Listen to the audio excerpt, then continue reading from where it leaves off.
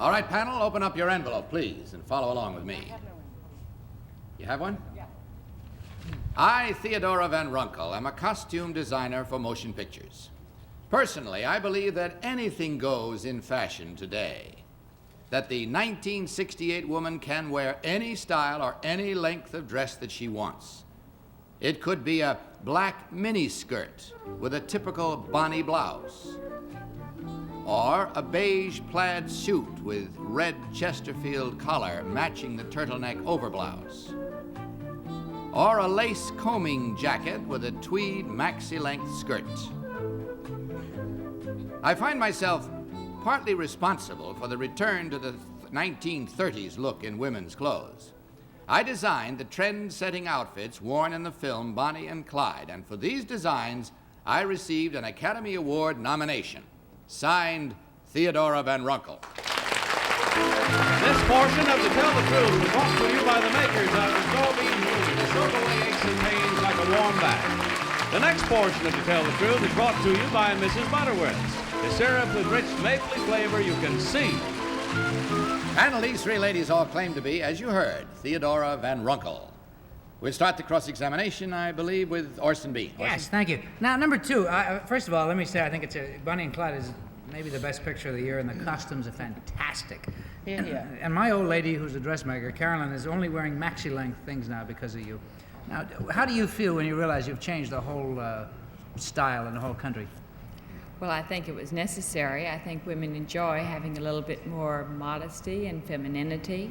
Yeah, well, I don't. Number three, I like Especially for miniskirts evening. too. I'm not used to the maxi-length things yet, but I always get brainwashed quickly. How long does it take the average male to get brainwashed? Forever. Not me. Most men really prefer the mini look. Yeah, all those are slovenly guys that sit around eating a fried egg sandwich on Saturday night watching the fights.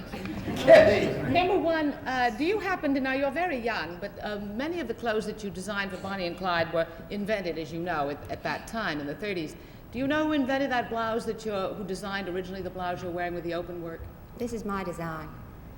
Number two, have you ever heard of Madame Vionnet? Yes, I have. Yeah. Number three, where did you get your tweed skirt? I made it myself. Oh, do you live in California? Yes, I do. Bert Convy. Yes, number two, the midi or the maxi-length skirt now, that's coming this year. Do you like it? You say you like I it. think a woman could wear anything that she feels like wearing at the moment. Well, I didn't ask that. I said, do you like it? Yes, I do. For evening, I feel quite feminine in it. But now, number three, don't you agree? Because I think that it doesn't help a woman's leg at all. It cuts her off right in the middle of the calf, and it's just not attractive. Yes, but she can make a point of other aspects of her femininity. Well put, number three. I don't think I heard that. Peggy. Well, I like number one is Minnie Mouse, and number three is Maxie Mouse, is the way it works out. Number two, number one, you see that open work on your blouse? What is that called? Faggoting. That's what I figured. Number three, faggoting. It's faggot. It's just mumbling to myself, that's all. Number three, did the 30s, there's a way of cutting clothes sideways. What is that called? Bias cut. Thank you. Number two, there was a certain style in the 30s of hats that kind of went over your, well, I mean, I wasn't around much wearing hats except bonnets, I want you to know. But there were feathers coming out, and it was named after a French empress. What is that called? I'm sorry, I don't remember. It was the And empress. that's all the time we have, so mark your ballots, if you will, please. Mark them at once, without change. And audience, again, when I say vote, please select number one, number two, or number three. Are you ready? Vote! All right, now let's see how our panel did with the same problem. Bert, for whom did you vote? Well, in spite of my personal taste, I'm voting for the maxi-length skirt. I think it's number three. Peggy. Well, I like the look of number one, Miss Minnie Mouse, but I voted for Maxie Mouse because that's a very expensive blouse, and I think if it belonged to her, she'd only wear it herself because that blouse must be worth about $100. Looks it. No? $2. Orson. Gee, it looks expensive. Thank you. It's from a junk store. Oh, well, it was originally expensive. You got it I'm at the sure thrift it shop. I voted for number three as well. It could have been any of them. They're all fine, healthy girls, but three looks rich. I think she'll Because be. that cheap black. Kitty.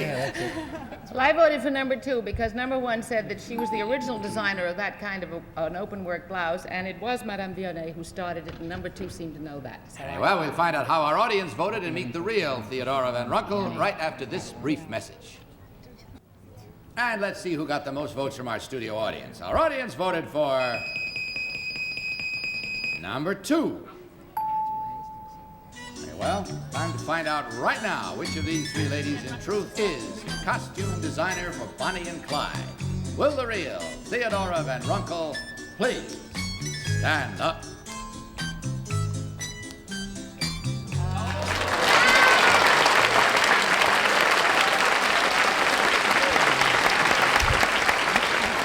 Thank you very much.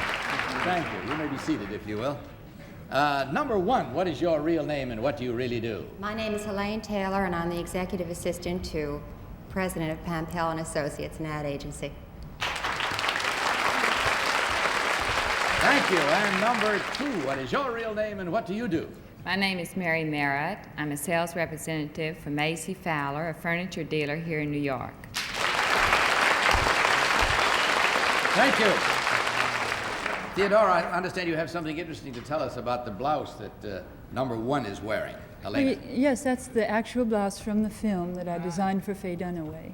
It was worn by her. it is beautiful. Is Kitty right about the original lady, Madame Schmeggin? Vionnet? DNA. Yes. Madam But you know, that Schmeggin. blouse is beautiful that you've got on. Oh, Well, thank then- you, Peggy. There was a time when people would ask me to go home and change my clothes because it seemed so far out. Now it's acceptable.